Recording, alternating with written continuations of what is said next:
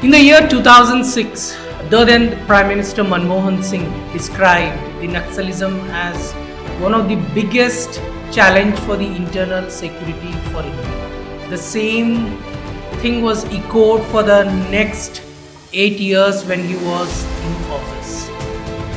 If you look at the challenge of Naxalism, for nearly 6 decades, India has been infested, or India has faced one of the largest internal security challenge. Okay, from the Tirupati to the Pashupatinath, we see the Red Corridor. We see the countless lives have been lost, both the civilians as well as the security forces. So in this particular video session, we are going to discuss about the strategy that has been adopted by the union government and state government collectively. Hello all, welcome to the very special series on Naxalism, where we are going to discuss about the solutions that have been adopted by the government. Okay, in the early part of decades, the policy to counter the Naxalism has always been considering them as an enemy-centric policy. That means we took the hard bout, we wanted to punch them very hard, where the counter-insurgency efforts were taken care of. Okay, so the first that the significant that we see happened the 2004 to 14 and later on from the 2014 onwards. So the first that you see happens to be something called as, we came up with the unified command structure. The forces were organized professionally. The forces were organized in a manner to counter the Maoist idea. Then the national policy and the action plan adopted by the Ministry of Home Affairs, which integrates the security enforcement, development outreach, protection of rights, and the public perception management. Because remember very clearly, the whole idea of Maoism, apart from the taking the path of an armed rebellion, which simply follows the Mao's theme, that is, power flows through the barrel of gun. Along with the armed rebellion, Maoism also relies on the disinformation. So the government focused more countering this disinformation by managing the public perception management. That means, sending the right message about the whole idea of India, or what the government is really doing for the welfare of the people. Then in the year 2017, there came a strategy called as the Samadhan strategy. Talks about the smart leadership, both at the center and even at the level of the counter-insurgency units. Aggressive strategy needs to be followed, both in countering the Maoist as well as with regard to the welfare as well.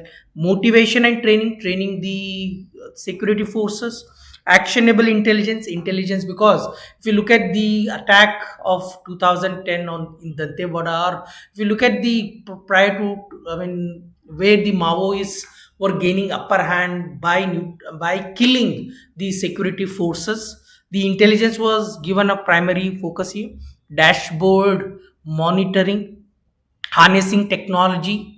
Right now the government has something called as the one UAV or mini UAV for every company or battalion of the central armed police forces that have, and action plans for the LWE zone. That is again here the welfare, no financial access to the insurgents at all. That means under Prevention of Money Laundering Act, the act has been strengthened to dry out the finances for the Maoists. Then look at some of the major security operations that were launched. Key operations include the Operation Steeplechase, Operation Green Hunt, right after that the Dantewad massacre, and within the CRPF, the Cobra elite units were formulated greyhounds by the state of Andhra Pradesh, then during the time of the Rajshekhar Reddy. Bastaria battalion and the state of the Chhattisgarh has also come up with something called as the Salwa Judum, which was in the year 2011 declared as unconstitutional and not legal by the Supreme Court of India. Deployment, there is the paramilitary forces are deployed, local police, the tribal recruits are strategically deployed in the red corridor to neutralize the insurgent bases. Then you also have the district reserved guards as well. The infrastructure fortification, if you look at the infrastructure, I mean the police stations were strengthened, because earlier during the time of the attacks, the Maoists used to attack the police stations and used to snatch away the rifles and guns, as well as then the important focus, because one of the key issue associated with the rise of Naxalism has been the tribal people who were alienated, I mean, from the welfare. They were not at the heart or the center of the development. Then the government came up with something called as the legal and the rights based measure, that is first using the unlawful activities. I mean, it has in the year 2009, the Communist Party of India, Maoist, was banned. Then Prevention of Money Laundering Act was strengthened. Forest Rights Act 2006 was brought in, where the tribals were not evicted. Even if they were evicted, adequate compensation was given to them. Then again, the panchayat extension for scheduled area, where the cultural sensibilities of the tribals were taken care. That means, earlier what used to happen, the enemy centric policy was there. Now, along with countering the Maoist, we also came up with something called as the welfare policies as well. Development and governance initiative, infrastructure development has taken place. I mean, the more amount of funds were disbursed, because in the year 2006 itself, the government constituted a high level committee under the chairmanship of Dr. Bandopadhyaya. Based upon his recommendation, the resources were diverted towards the development of the left wing affected areas. The look at road connectivity under PMGSY, there is a Pradhan Mantri Gram Sadak Yojana. Digital Bharat Nidhi installs the mobile tower to give the better internet connectivity, 3G, 4G, as well as the 5G connectivity. Education and the skill development, again, as I said very clearly, it's all about the welfare. 130 plus Ekalavya model residential schools were established in the tribal blocks. ITIs, industrial training institutes, skill development centers were established in the left wing extremist areas, and focus programs like Roshni and all that were brought in. Then came something called as the media and perception management.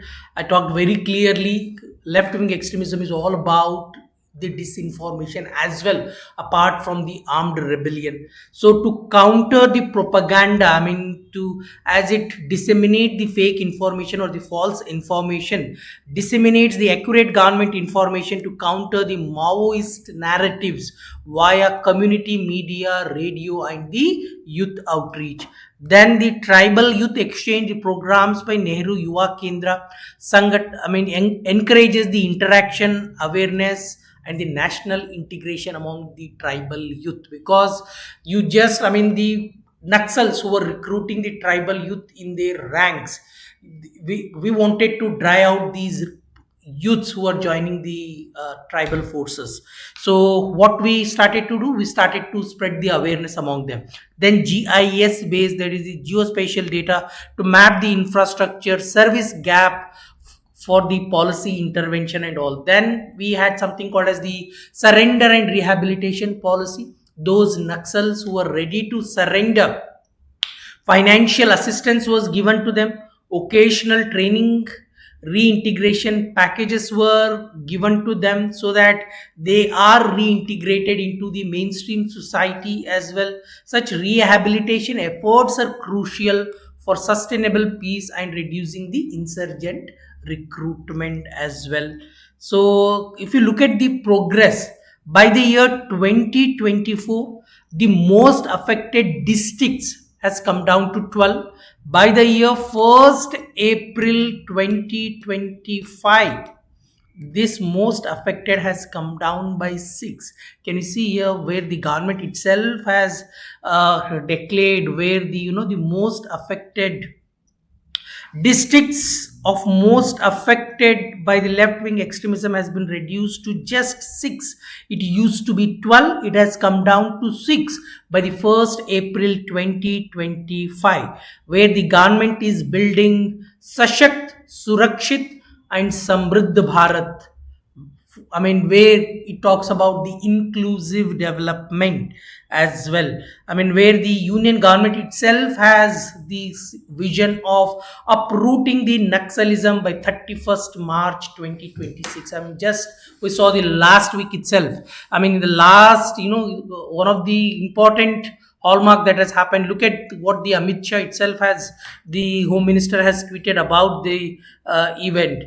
This is the first time in 3 decades a Bharat's battle against Naxalism that a general secretary ranked leader has been neutralized by our forces, where the general secretary Basavaraju has been neutralized by the Central Reserve Police Force and the DRG, that is the District Reserve Guards. So this has happened for the first time, and we are seeing that the Maoist affected districts are declining continuously. If you look at in the last 10 years, I mean, the incidents have declined from 16,000 to 7,700 itself. 73% security casualties have declined. 70% of the civilian casualties have declined. So government, through the policy of the welfare as well as better counter insurgency operation, the government is able to neutralize the threat of Naxalism, be it in the area of infrastructure preparedness, be it in the areas of better intelligence, actionable intelligence that was given to the state. That means the state forces as well as the central agencies are working hand in hand to defeat the Naxalism. We may see the day where India will be declared as a Naxal free as well. So that's it in this particular video session. Do like, do share. Thank you.